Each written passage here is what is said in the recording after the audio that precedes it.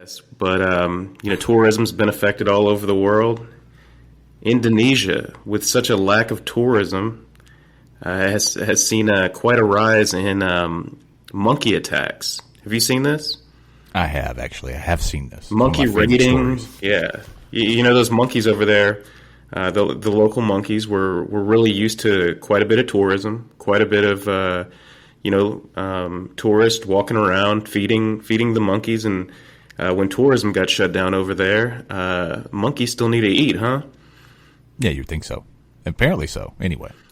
Yeah. So I guess, what have they been doing? They've been just going and raiding people's homes. Yeah, as far as I understand it, essentially, like you said, the tourism industry has slacked off quite a bit due to some pandemic action. So the monkeys are still there, and they've lived side by side with these friendly Indonesian villagers, or whatever you want to call them. I'm not trying to say that they're backwoods or anything like that, but they've lived alongside of them.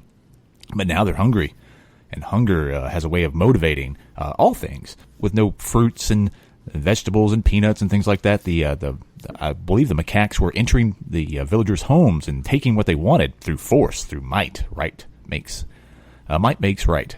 So now, from what I read, the villagers have decided, as a solution to this, rather than just fight back or kill them or to control the population of macaques that are in the area, they have actually started basically bringing them a tithe, bringing them a donation and an offering, and genuflecting before them and placing it so that the fucking macaques won't enter their homes and steal their shit and go forth from there. I love this story.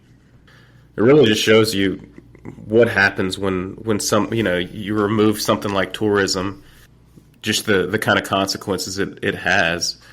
You're seeing it there. I mean, the animals, they were so used to it. It kind of reminds me a little bit of like penguins, or not penguins, but pigeons in like Central Park and in New York and stuff like that. And they can get pretty aggressive. I don't know if they've seen anything like that, and I don't think tourism's been totally shut down in New York. I mean, there's still somebody out there feeding those pigeons and stuff like that. But no, this really is a great story, and I wonder how long it actually took them to start getting that aggressive. It couldn't have been that long, but it really looks like it's turned into enough of a situation where they had to have some sort of town meetings and come up with solutions and just start dumping fruits and nuts and stuff like that, just so they'd be left alone by these monkeys. So really, we can kind of say this about all kinds of groups of animals like this. Those Indonesians were living alongside those monkeys, and they thought they had one arrangement.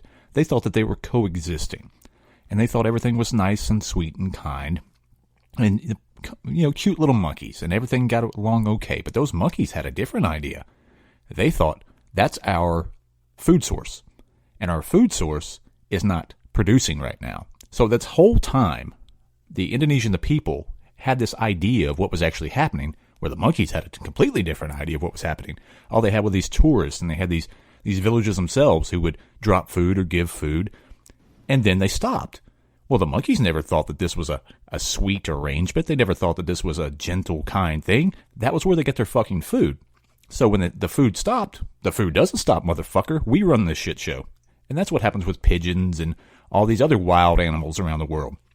We have this idea in our mind that they share the same values, or their brain works in the same way that ours does. But it doesn't. We're a food source for them. And if you don't give the food, they'll take the food. And they'll fuck you up for it. Now, if you get your ass kicked by a bunch of pigeons, it'd be a little freaky. But you could handle a pigeon. But these macaques are one-on-one just as strong as any Indonesian. And they have really big teeth.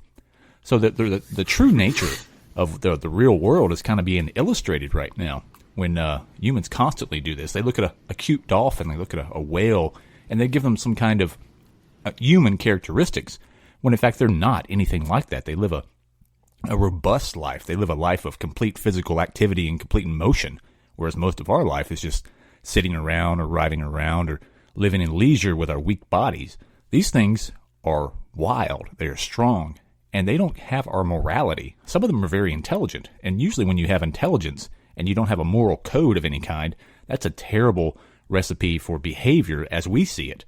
Whereas it's just a beautiful way for them to survive, because they've been surviving that way up until this point, and they will continue to survive because now they have a group of slaves who bring them offerings. Oh, I love this story. You think it has anything to do with how, when we grow up, there's so many cartoons with, oh, this little friendly tiger, or, this whale with a personality, and, I mean, I think if you were to encounter like a tiger or a coyote or something, like if you were out on a walk, I mean, your instincts should perk up. I don't think anybody would just walk up to it and start petting it, thinking it's just this friendly thing. But yeah, it's kind of funny how we. Yeah, that's true. It is funny how we do that, where we give them these friendly little personalities, and even like here in the city, we're so used to going, let's just go to the zoo, and there's these lions in there, and yeah, I mean, you see how big they are, but I mean, you're just right there. You're separated by a little bit of glass, and everything's okay. Yeah.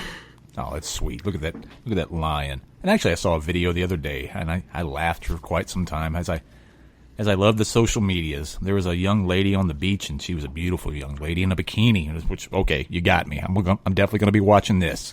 Now she's doing a handstand, and she goes upside down. And this is in, I believe, Miami. So there's fucking iguanas everywhere because they're, not endemic. They've basically taken over the entire area, and they have no natural predators there, so they're just all over the fucking place. So about a 4-foot-long iguana comes trotting up to her, and she places her. She's upside down doing this great pose, and her body's lean and lithe and glistening in the sun, and she puts her hand out for a photo op with this iguana, and then it bites her fucking finger, and she screams in agony and pain, and it bit me. It bit you. It's an animal, and it has teeth, and those teeth are very sharp. And it you put your finger out there, and she was so shocked and so just, why would it do that? Because it's a wild animal, and they live a hard scrabble existence, and they don't have a whole lot of hobbies. So it's either eating or fucking or sleeping, and you put your finger out there, and so why not? I'll taste it and see if I want to eat this thing. And that's what happened. And as far as your question of, you think maybe that the cartoons and stuff have made us think of animals in a certain way, I think it's a kind of a two-pronged thing.